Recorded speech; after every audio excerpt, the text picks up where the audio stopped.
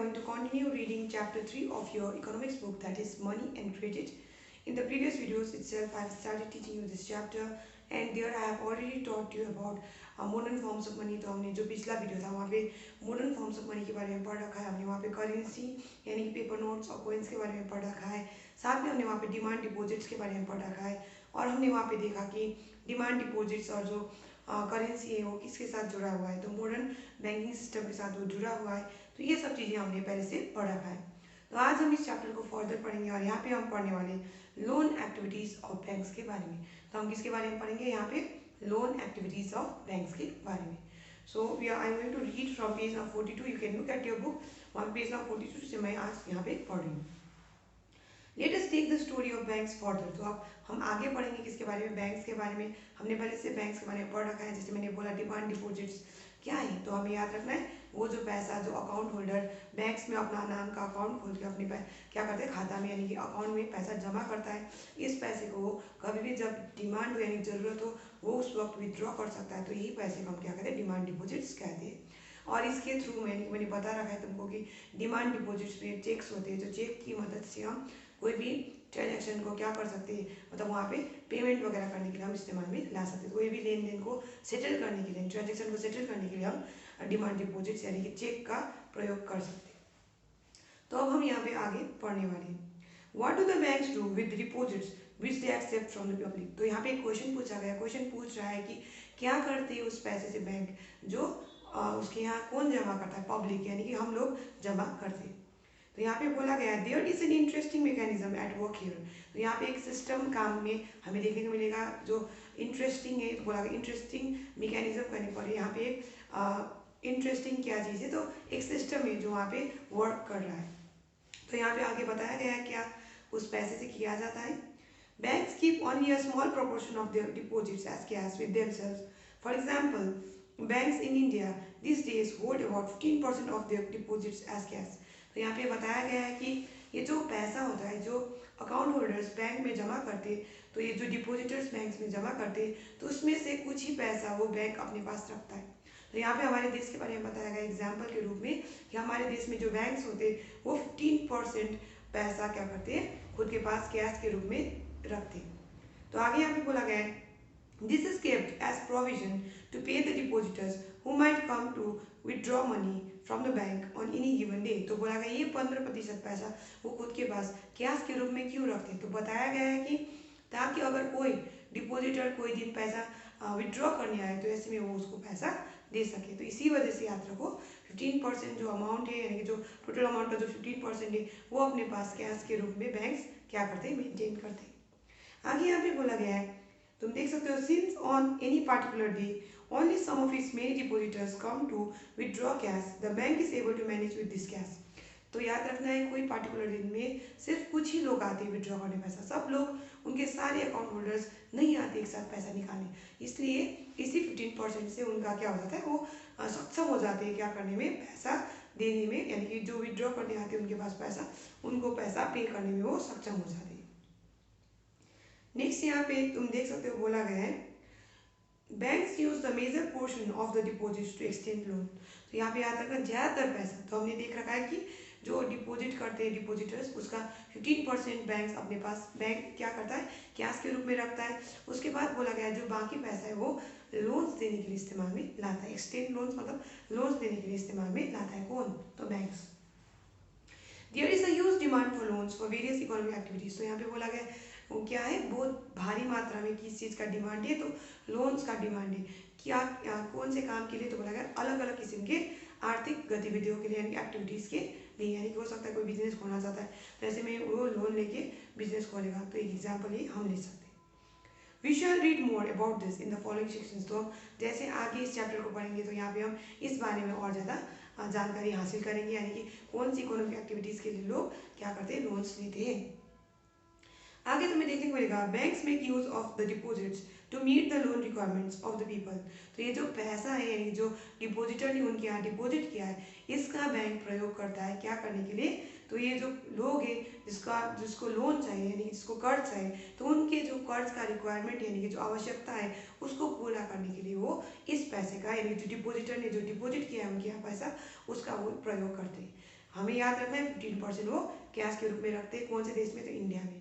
India के banks हमें यहाँ पे याद रखना है कि 15% जो पैसा होता है वो अपने यहाँ कैश के रूप में रखते हैं, ताकि कोई दिन जो डिपोजिटर्स विड्रॉ करने आएंगे तो उस वक्त उनको पे करने में सक्षम हो।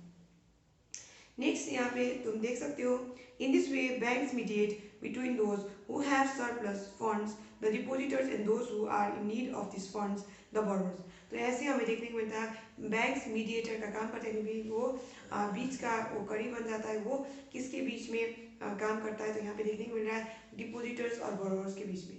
तो यहाँ पे देखने को मिल रहा है डिपोजिटर्स ऐसे लोग हमें देखने को मिलता है जिसके पास एक्स्ट्रा पैसा है तो जाके बैंक में जमा कर देते, और ऐसे लोग जिसके पास पैसे की कमी है तो वो जाके वहाँ से बैंक से लोन ले लेते हैं, यानी वो बोरोवर्स हो गए। नेक्स्ट बोला गया borrowers banks charge a higher interest rate on loans than what they offer on deposits. तो याद रखना है बैंक्स इंटरेस्ट चार्ज करते हैं उस पैसे के ऊपर जो लोन के रूप में देते हैं, और ये जो इंटरेस्ट वो चार्ज करते हैं वो हायर होता है उस इंटरेस्ट के मुकाबले जो वो डिपॉजिटर को देते हैं। तो यहाँ पे मैं क्या बोलने की कोशिश मैं बोलने की ये कोशिश कर रही हूँ कि जो बैंक है वो इंटरेस्ट देते हैं डिपॉजिटर्स को, और वो इंटरेस्ट हायर इंटरेस्ट लेते हैं किससे? तो बोरोवर्स, यानी जिसने उससे पैसा उधार लिया। तो बैंक से अगर कोई उधार लेता है तो ऐसे में उसको पैसा चुकता करते हो, प्रिंसिपल अमाउंट के साथ इंटरेस्ट भी उसको चुकता करना पड़ता है। तो यहाँ पे याद रखो, याद रखना है क्या चीज़? तो जो बोरोवर को जिस इंटरेस्ट रेट पे वो पैसा देता है वो हायर होता है उस इंटरेस्ट रेट के मुकाबले जो वो डिपॉजिटर को प्रोवाइड करता है। The difference between what is charged from borrowers and what is paid to depositors is their main source of income। तो यहाँ पे ये भी याद रखना है कि ये जो हमें अंतर देखने को मिल रहा है इंटरेस्ट रेट में किसके बीच में? तो वो इंटरेस्ट रेट जो चार्ज करते बोरोवर्स को और वो इंटरेस्ट रेट जो देते हैं वो डिपॉजिटर्स को, तो इसमें जो अंतर है यही उनके कमाई का स्रोत है। किसके कमाई का स्रोत? तो बैंक्स के कमाई का स्रोत है। तो ये चीज़ तुम्हें याद रखना है। तो यहाँ पे याद रखना है जो बैंक्स में हम पैसा डिपॉजिट करते हैं, जो डिपॉजिटर्स बैंक्स में जाके पैसा डिपॉजिट करते हैं उस पैसे से बैंक्स क्या करता है? तो याद रखना है उसमें से 15% हमें देखने को मिला कि इंडिया के जो बैंक्स है वो अपने पास कैश के रूप में मेंटेन करते हैं और बाकी पैसे को लोन्स देने के लिए इस्तेमाल में लाते हैं। और हमने यहाँ पे देखा बैंक्स अलग अलग इकोनॉमिक एक्टिविटीज़ के लिए लोन्स देते हैं, और ये जो इकोनॉमिक एक्टिविटीज़ होंगे इनके बारे में हम और डिटेल में आगे पढ़ेंगे। मैंने एक एग्जाम्पल दिया, जैसे कि अगर किसी को व्यवसाय खोलना है, व्यवसाय मतलब कोई बिजनेस खोलना है, तो ऐसे में वो बैंक के पास जाके लोन ले सकता है। आगे हमने यहाँ पे पढ़ रखा है कि बैंक्स मीडिएटर का काम करता है किसके बीच में? तो डिपॉजिटर्स और बोरोवर्स के बीच में। डिपॉजिटर्स वो लोग हुए जो बैंक में अपना नाम में खाता खोलते हैं, अकाउंट खोलते हैं और पैसा वहाँ पे जमा करते हैं, और बोरोवर्स वो लोग हुए जो बैंक से पैसा क्या करते हैं? कर्ज में लेते हैं।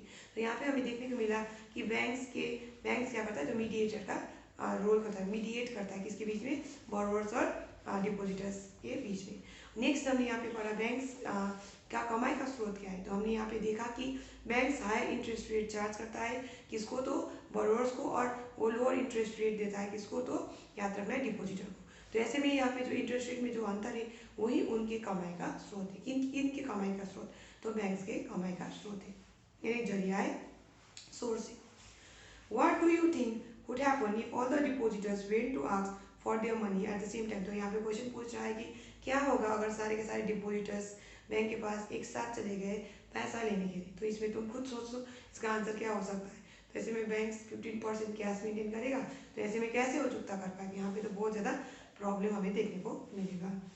तो आगे नीचे में वहाँ पे तुम देख सकते हो डिपॉजिटर्स एक तरफ है, जो ऐसे लोग हैं जो पैसा डिपॉजिट करने बैंक जाते हैं, और people make withdrawals and get interest. तो यहाँ पे याद रखो ये पैसा डिपॉजिट करते और जब जरूरत हो वो विड्रॉ भी करते, और इस पैसे में उनको इंटरेस्ट भी मिलता है जो उन्होंने डिपॉजिट किया हुआ है। नेक्स्ट साइड में तुम्हें दिखेगा borrowers, people take loans.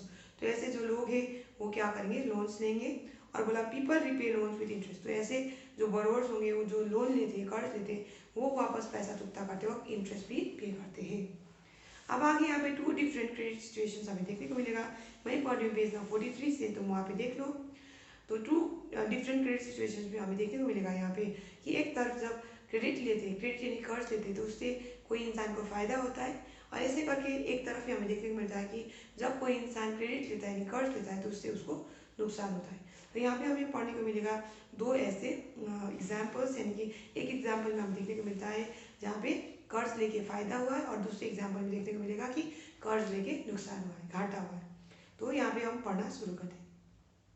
A large number of transactions in our day-to-day activities involve credit in some form or the other। तो बोला गया है हमारे जो ज़्यादातर जो ट्रांजेक्शन्स करते हैं, ज़्यादातर मतलब लार्ज नंबर, तो बहुत ज़्यादा मात्रा में जो ट्रांजेक्शन्स हम करते हैं हमारे डे टू डे एक्टिविटीज़ में, तो उसमें क्या से ज़्यादा हमें देखने को मिलता है क्रेडिट का भी इस्तेमाल किया हुआ है। क्रेडिट यानी कर्ज का इस्तेमाल हमने वहाँ पे किया हुआ होता है। Credit refers to an agreement in which the lender supplies the borrowers with money, goods or services in return for the promise of future payment। तो यहाँ पे क्रेडिट क्या है ये भी तुम समझ लो। क्रेडिट के लिए दूसरा वर्ड दिया गया है लोन, ये तुम देख सकते हो यहाँ पे ब्रैकेट के अंदर डाला हुआ है।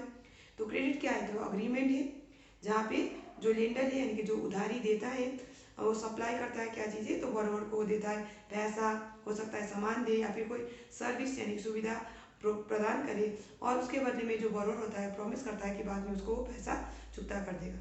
जैसे हो सकता है कोई किराना दुकान में जाए और किराना दुकान पे वो क्या करे, खाता में लिखा के सामान वगैरह खरीद के लाए और महीने के अंत में वो पे कर दे। तो ये भी एक क्या हुआ, क्रेडिट का ही एग्जाम्पल हुआ।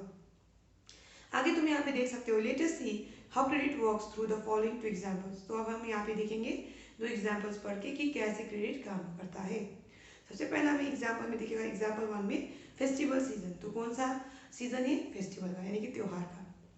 It is festival season 2 months from now and the shoe manufacturer Salim has received an order from a large trader in town for 3000 pairs of shoes to be delivered in a month's time। तो यहाँ पे बोला गया है आने वाले 2 महीनों में क्या है, फेस्टिवल सीजन है, और बोला गया है ये जो शू मैन्युफैक्चरर है जिसका नाम है सलीम, उसको ऑर्डर मिला है। शू मैन्युफैक्चरर कौन है, सलीम। तो सलीम को क्या मिला, ऑर्डर मिला है कितने जूते मैन्युफैक्चर करने का, तो बोला गया 3000 जोड़ी जूतों का मैन्युफैक्चर करने का ऑर्डर मिला है। किससे, तो एक लार्ज ट्रेडर से। कहाँ से, तो टाउन से। और आगे बोला गया है इसको यानी कि जो सलीम है उसको ये जूता बना के तैयार करना है 1 महीने के अंदर में, यानी कि अ मंथ टाइम बोला गया 1 महीने के अंदर में। To complete production on time, तो इस काम को समय रहते हुए पूरा करने के लिए अब ये सलीम क्या करेगा, तो तुम्हें देखने को मिलेगा Salim has to hire a few more workers for stitching and pasting work. तो सलीम को कुछ और वर्कर्स को यानी काम करने वाले लोगों को हायर करने की जरूरत पड़ेगी, यानी काम पे रखने की जरूरत पड़ेगी। कौन से काम के लिए, तो बोला गया यहाँ पे स्टिचिंग और पेस्टिंग काम के लिए। He has to purchase the raw materials, तो उसको रॉ मटेरियल्स भी खरीदना पड़ेगा, ऐसे जूते तो भरेंगे नहीं, उसको रॉ मटेरियल्स की आवश्यकता पड़ेगी। He has to purchase the raw materials to meet these expenses. Salim obtains loans from 2 sources। तो यहाँ पे बताया गया है इसी जो आवश्यकता को पूरा करने के लिए सलीम 2 जगहों से लोन्स लेगा। तो अब यहाँ पे देखते हैं क्या क्या कौन कौन से जगह से वो लोन्स ले रहा है। First, he asks the leather supplier to supply leather now and promises to pay him later। तो सबसे पहला लोन उसने किससे लिया, तो लेदर सप्लायर से।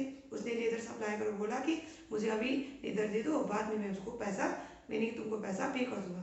तो ऐसे हमें देखने को मिल क्रेडिट ही है, तो एक अग्रीमेंट है जहाँ पे देखने को मिल रहा है कि ये जो बॉरोवर है कह रहा है लेंडर को कि बाद में मैं पैसा चुकता कर दूंगा, अभी के लिए मुझे ये सामान दे दो या फिर पैसा दे दो करके बोल रहा है। लेकिन इस केस में हमें देखने को मिल रहा है सामान वो ले रहा है। क्या, तो सामान क्या है, तो लेदर। तो लेदर किससे ले रहा है, तो याद रखो लेदर सप्लायर से वो लेदर ले रहा है और बोल रहा है कि बाद में पैसा चुकता कर दूंगा। नेक्स्ट यहाँ पे बोला है second, he obtains loan in cash from the large trader as advance payment for 1000 pairs of shoes with a promise to deliver the whole order by the end of the month. तो next उसने loan किससे लिया, तो बोला गया यहाँ पे उसने ट्रेडर से लिया जिसने उसको 3000 जूते के ऑर्डर्स दिए थे। तो उसी ट्रेडर को उसने बोला कि 1000 जूते का एडवांस पेमेंट कर दे।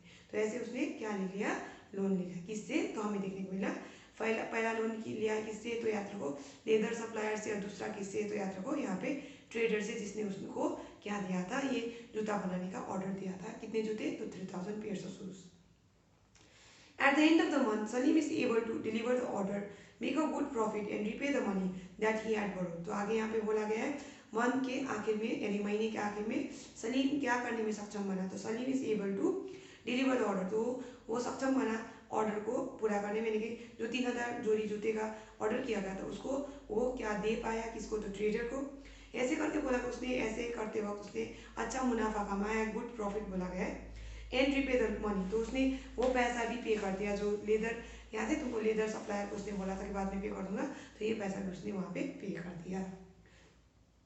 In this case, Salim obtains credit to meet the working capital needs of production। तो इस केस में हमें देखने को मिला सलीम ने क्रेडिट लिया था क्या पूरा करने के, तो वर्किंग कैपिटल नीड्स।